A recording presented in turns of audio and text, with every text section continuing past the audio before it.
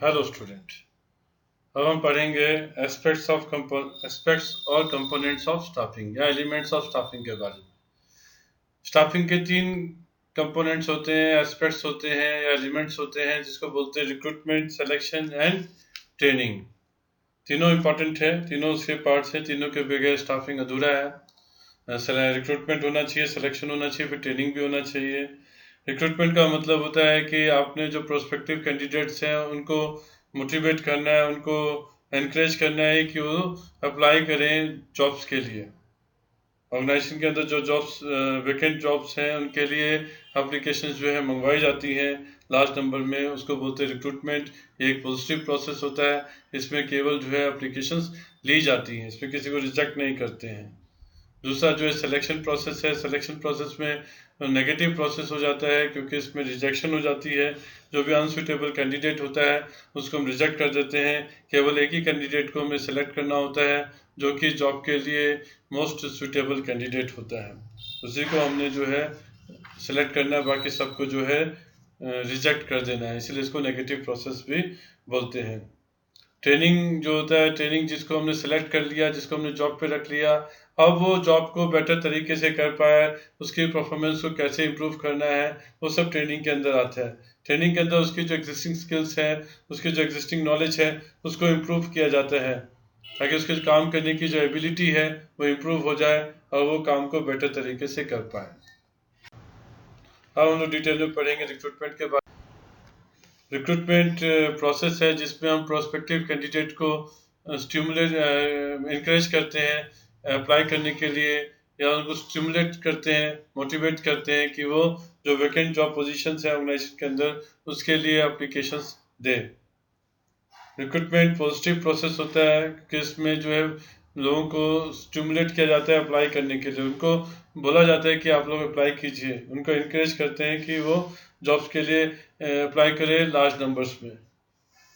दूसरा, ये सिलेक्शन से पहले का प्रोसेस है, क्योंकि सिलेक्शन में आप उसी को सिलेक्ट करेंगे जिन्होंने अप्लाई किया होगा, इसलिए कोशिश की जाती है कि जो एक एप्लीकेंट्स का पुल बनाया जाए, बहुत सारे एप्लीकेंट्स से एप्लीकेशंस ली जाए, कैंडिडेट से एप्लीकेशंस ली जाए, ताकि हमारे पास सिलेक्शन करने के लिए ज़्यादा से ज़्यादा नंबर में कैंडिडेट्स अवेलेबल हो।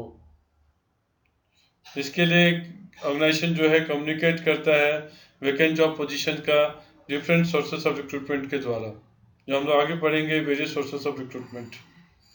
रिक्रूटमेंट का ऑब्जेक्टिव यही है कि पोटेंशियल एम्प्लॉयज़ को अट्रैक्ट करना जिनके पास नेसेसरी क्वालिफिकेशन हो लार्ज नंबर्स में, ताकि हम उनमें से एक बेस्ट कैंडिडेट सेलेक्ट कर पाएँ।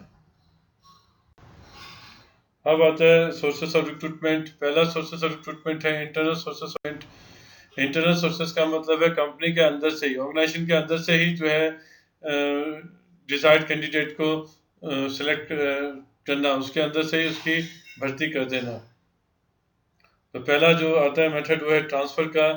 ट्रांसफ़र का मतलब है कि एक जगह से दूसरी जगह भेज देना, शिफ्ट कर देना एम्प्लॉयज़ को, एक जॉब से दूसरे जॉब में शिफ्ट कर देना, या एक प्लेस से दूसरी प्लेस पे शिफ्ट कर देना। शिफ्टिंग ऑफ एम्प्लॉय है, शिफ्ट कर देते हैं। इसमें उसकी जो रिस्पॉन्सिबिलिटी रहती है, पे स्ट्रक्चर रहता है वो सेम रहता है, एक उसमें चेंजेस नहीं आते हैं। उसको प्रमोशन को जो है वर्टिकल शिफ्ट, ट्रांसफ़र को हॉरिजॉन्टल शिफ्टिंग बोलते हैं। हॉरिजॉन्टल शिफ्टिंग है ट्रांसफ़र। बैंक्स में आपने देखा होगा एक ब्रांच से दूसरे ब्रांच में जो है एम्प्लॉयज़ को ट्रांसफ़र कर दिया जाता है, तो उनकी ड्यूटीज़ और रिस्पॉन्सिबिलिटी बेसिकली सेम रहती है, वर्किंग कंडीशन भी सेम, सैलरी भी सेम रहती है। ड्यूटीज़ चेंज हो सकती है, रिस्पॉन्सिबिलिटी भी चेंज हो सकती है जो ट्रांसफ़र करते हैं, लेकिन जो सैलरी होती है बेसिकली वो चेंज नहीं होती है, वो सेम रहती है। ट्रांसफ़र जो है एक अच्छा सोर्स है फिल करने के लिए डिपार्टमेंट वैकेंसीज़ को। जब कोई डिपार्टमेंट ओवर स्टाफ्ड हो जाए, कोई दूसरा डिपार्टमेंट अंडर स्टाफ्ड हो जाए, तो हम लोग ट्रांसफ़र कर सकते हैं ओवर स्टाफ से अंडर स्टाफ डिपार्टमेंट पे। जॉब ट्रांसफ़र जो है हेल्पफुल होते हैं टर्मिनेशन एम्प्लॉय। कोई किसी जगह पे हो सकता है कोई एम्प्लॉय काम ना कर रहा हो, तो उसका ट्रांसफ़र कर दिया जाता है दूसरी जगह, जहाँ पे हो सकता है कि वो अच्छे से काम करने लगे, तो उसकी टर्मिनेशन से वो बच सकता है। शॉर्टेजेस भी जो है इसे फिल अप हो जाती हैं ब्रांच की, या जहाँ पे ज़्यादा एम्प्लॉइज़ थे वहाँ से ट्रांसफ़र कर दिया जाता है शॉर्टेज वाली जगह पे। और ट्रांसफ़र के समय ध्यान रखा जाता है कि जहाँ पे एम्प्लॉय को ट्रांसफ़र किया जा रहा है, दूसरे डिपार्टमेंट में ट्रांसफ़र किया जा रहा है, वो एम्प्लॉय जो है वहाँ दूसरी जगह काम करने के कैपेबल हो।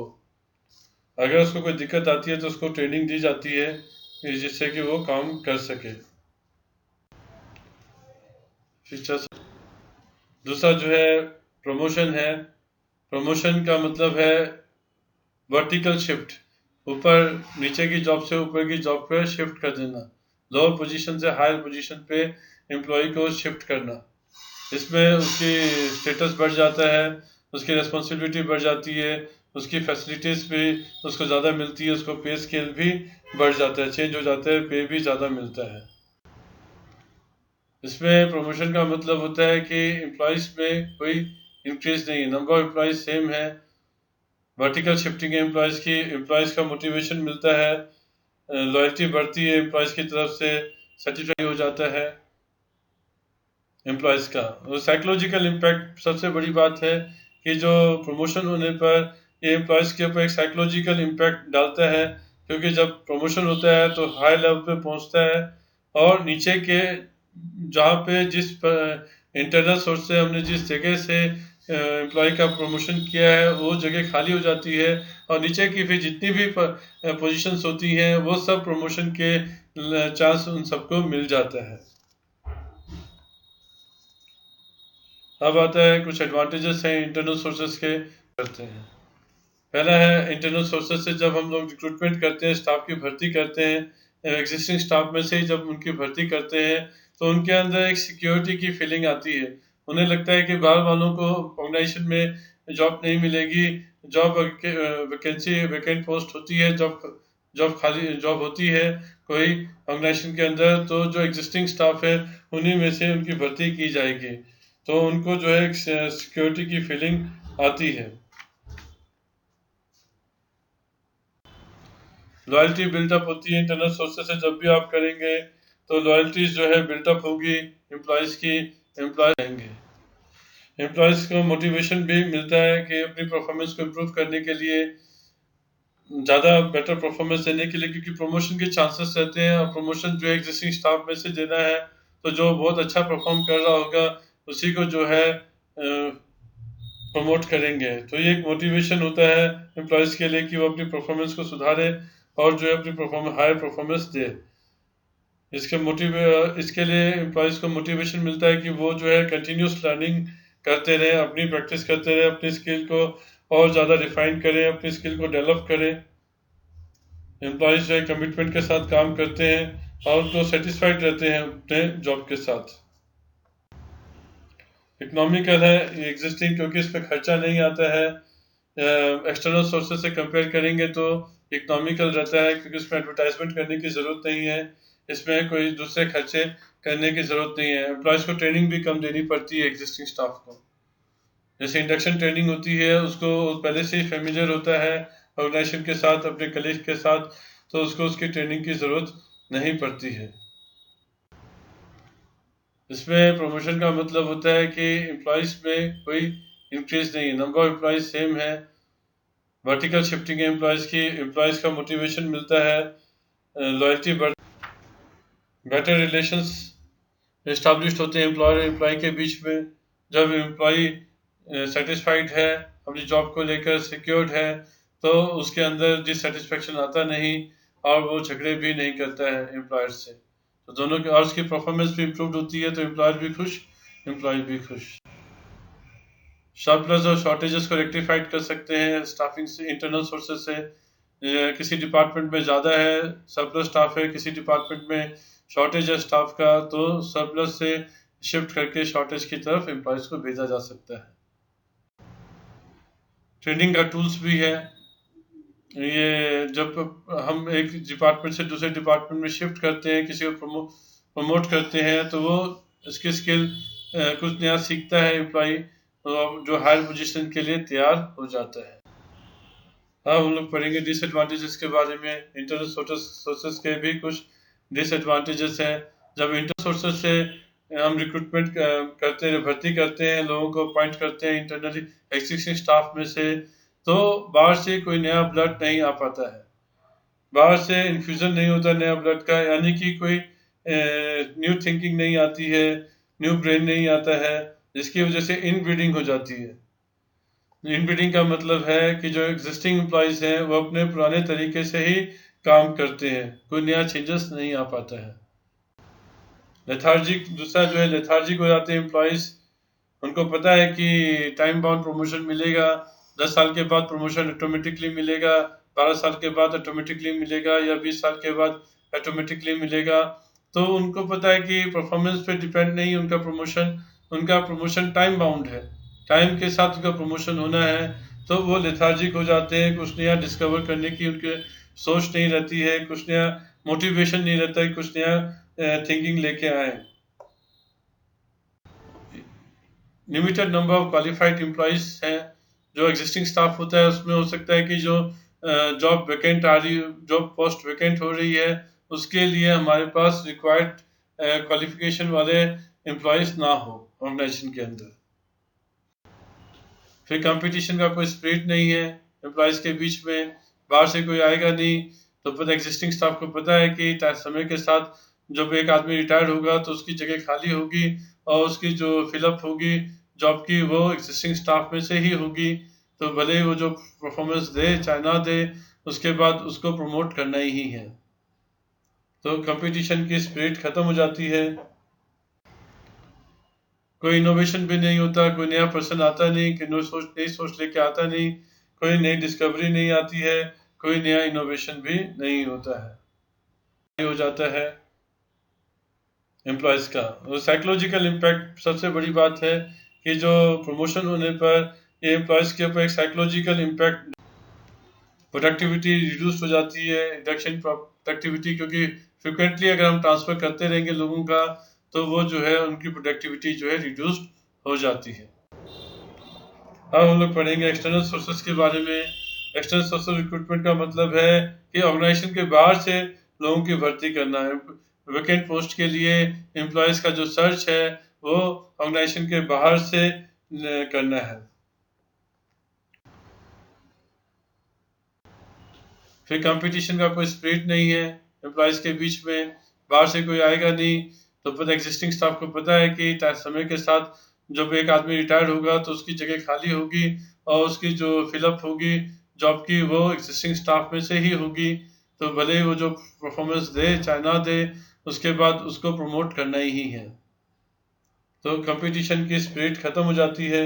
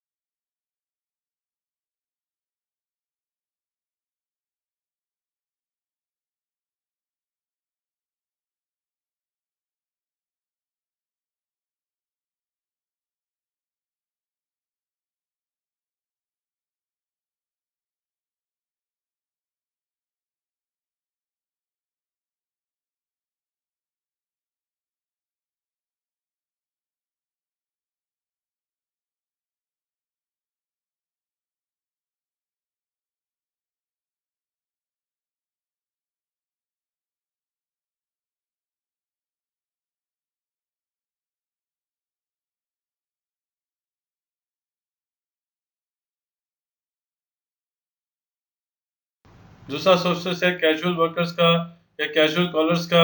ये अनसोलिसिटेड एप्लीकेंट्स होते हैं जो विजिट करते हैं ऑर्गेनाइजेशन को और अपना रिज्यूम जो है छोड़ जाते हैं, ये कहते हुए कि जब भी जॉब खाली हो तो हमें कॉल कर लीजिएगा।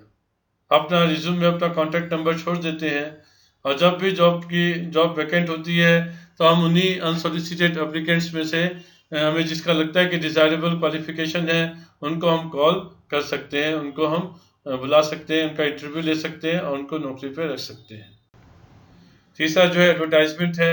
एडवर्टाइजमेंट का मतलब है कि अखबार में हम एडवर्टाइजमेंट दे सकते हैं, न्यूज़पेपर्स में एडवर्टाइजमेंट देना, मैगजीन्स में देना, जो भी जॉब पोजीशन वैकेंट है उनके लिए। इसका फ़ायदा ये होता है कि इसमें हम वाइडर चॉइस मिल जाती है, इसकी रीच बहुत ज़्यादा रहती है न्यूज़पेपर्स की, और हमारे पास एप्लीकेशंस बहुत ज़्यादा आ सकती हैं। बहुत ज़्यादा लोगों को पता चल जाएगा जॉब के बारे में। जितने ज़्यादा लोगों को पता चलेगा उतनी ज़्यादा एप्लीकेशंस हमारे पास आएंगी।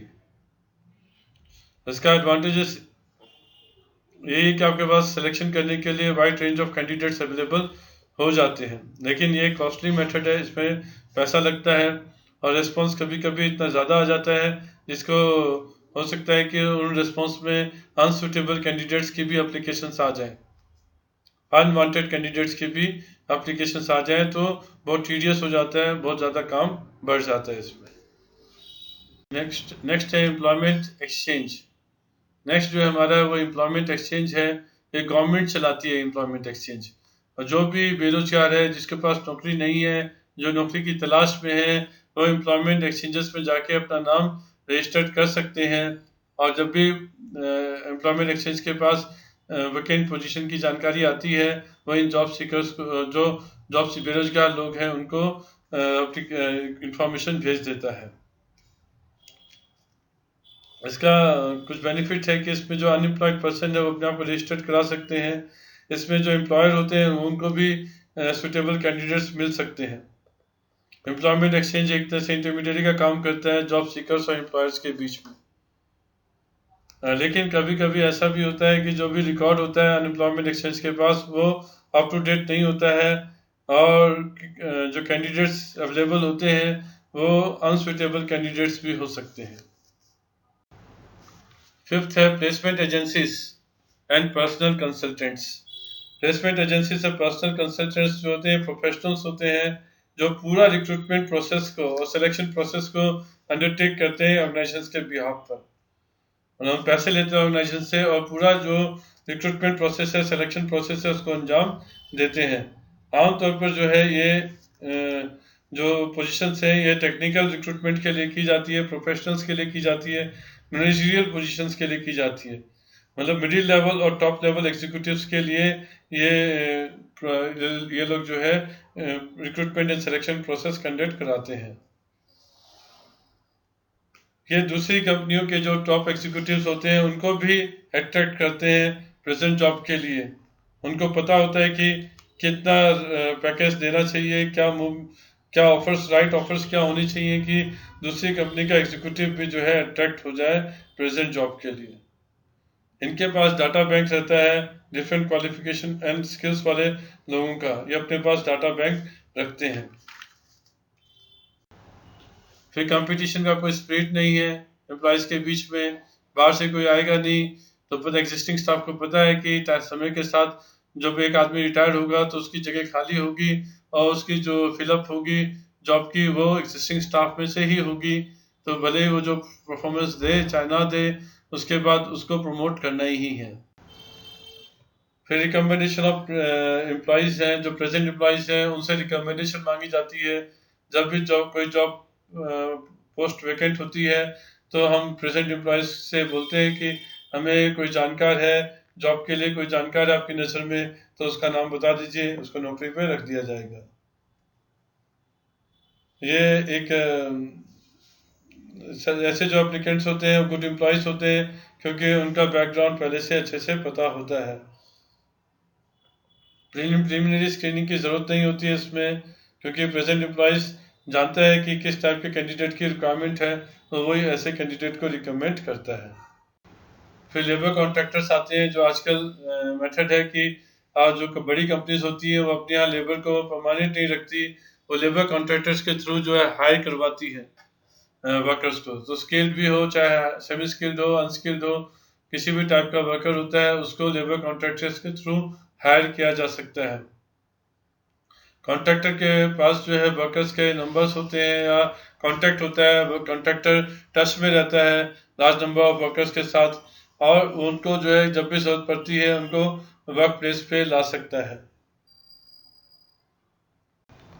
फिर next advertising on television. Television पे एडवर्टाइजमेंट देते हैं, नहीं ये बहुत पुराना हो गया, इसकी जगह अब जो इंटरनेट पे आ गया है। टेलीविजन पे बेसिकली अब कोई एडवर्टाइजमेंट नहीं होती है जॉब के। कोई इनोवेशन भी नहीं होता, कोई नया पर्सन आता नहीं, कि नई सोच लेके आता नहीं, कोई नई डिस्कवरी नहीं आती है, कोई नया इनोवेशन भी नहीं होता है।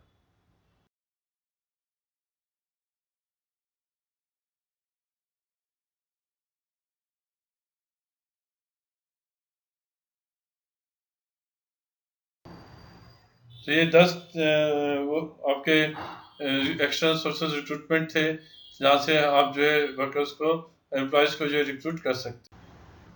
एक्सटर्नल सोर्सेज के कुछ एडवांटेजेस हैं। एडवांटेजेस है क्वालिफाइड पर्सनल आपको मिल जाता है, क्योंकि जब एडवर्टाइजमेंट करते हैं तो आपके पास एप्लीकेशंस जो है बहुत ज़्यादा आ जाती है और उनमें से आप सबसे ज़्यादा सुटेबल कैंडिडेट को अपॉइंट कर सकते हैं। आपको क्वालिफाइड और एक्सपीरियंस पर्सनल मिल जाता है। वाइडर चॉइस है, वाइडर चॉइस मतलब जो पूल ऑफ एप्लीकेंट्स है बहुत ज़्यादा हो जाता है, बहुत ज़्यादा लोग जो है अप्लाई करते हैं जॉब के लिए, इसलिए आपके पास चॉइस बहुत ज़्यादा रहती है, उनमें से आप सबसे बेस्ट को चूज। लॉयल्टी बिल्डअप होती है इंटरनल सोर्सेज से, जब भी आप करेंगे तो लॉयल्टीज जो है बिल्डअप होगी एम्प्लॉयज़ की। एम्प्लॉय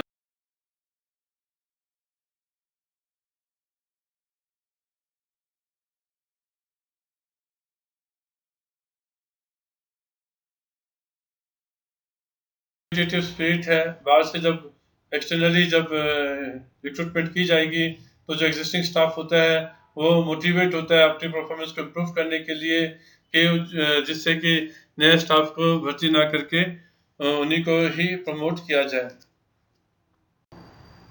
तो ये 10 अब डिसएडवांटेजेस पढ़ लेते हैं एक्सटर्नल सोर्सेज के।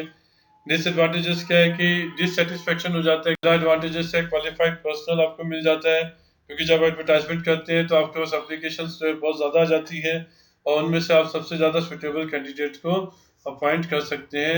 आपको क्वालिफाइड और एक्सपीरियंस पर्सनल मिल जाता है।